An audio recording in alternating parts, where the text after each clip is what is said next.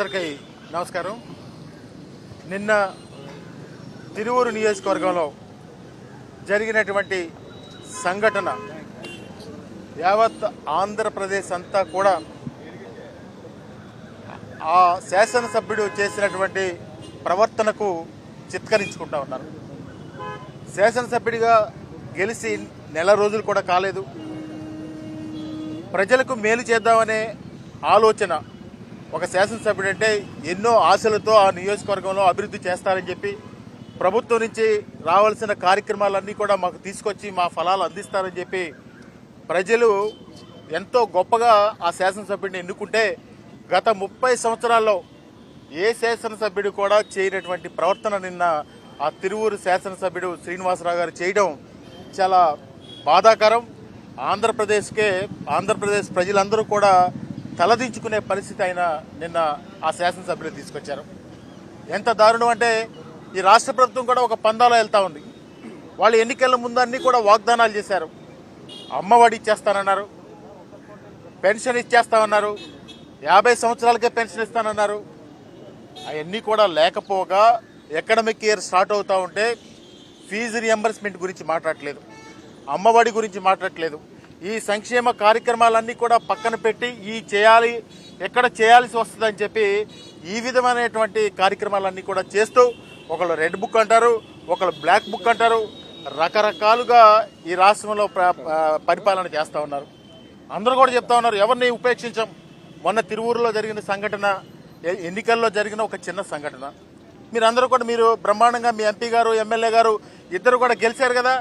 మీరు అల్టిమేట్గా మీరు గెలవడం కోసం ప్రజలకు సేవ చేయడం కోసం వచ్చారు, అంతే తప్ప ఆ ప్రజల మీద దండయాత్ర చేయడానికి కాదు.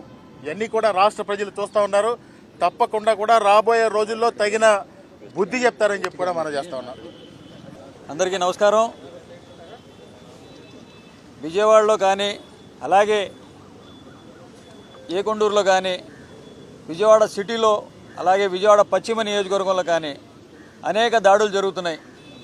వైఎస్ఆర్సీపీ శ్రేణుల మీద, వైఎస్ఆర్సీపీ సానుభూతి పరుల మీద కావాలని చెప్పి దురుద్దేశంతో ఈ యొక్క దాడులు చేయడం జరుగుతుంది. ఎవరైతే తెలుగుదేశానికి ఓటేయలేదో మీరు మాకు ఓటేయలేదని కావాలని గొడవలు పెట్టుకొని ఈ యొక్క పన్నాగంతో వాళ్ళ మీద దాడులు చేయడం జరుగుతున్నారు.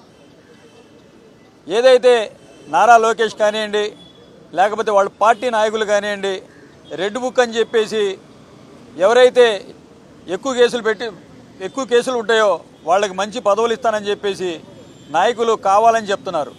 మరి ఇదా ప్రజలకి మీరు ఇచ్చే మేలు? మీ నాయకులకి ఇచ్చే భరోసా ఇదా? మీకైతే ప్రజలు ఆశీర్వదించారు. మీరు ఏదైతే హామీలు ఇచ్చారో ప్రజలకి హామీలు నెరవేర్చే దిశగా ముందుకెళ్ళాలి. కానీ కావాలని చెప్పేసి వైఎస్ఆర్ కాంగ్రెస్ పార్టీ శ్రేణుల మీద దాడులు చేస్తూ మీరు కావాలని చెప్పేసి అనేక విధాలుగా వాళ్ళని రెచ్చగొట్టే విధంగా ప్రయత్నాలు చేస్తున్నారు.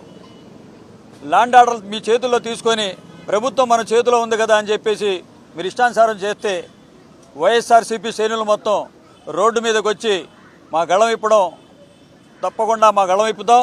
అలాగే మీకు ఓట్లేసిన ప్రజలకు కూడా మీరు చేస్తున్న పాలన గురించి, మీరు చేస్తున్న అరాచకాల గురించి తెలియజేస్తామని చెప్పేసి ఈ మీడియా సందర్భంగా తెలియజేసుకుంటూ వైఎస్ఆర్ కాంగ్రెస్ పార్టీ శ్రేణులందరూ సహనంగా ఉంటున్నారు.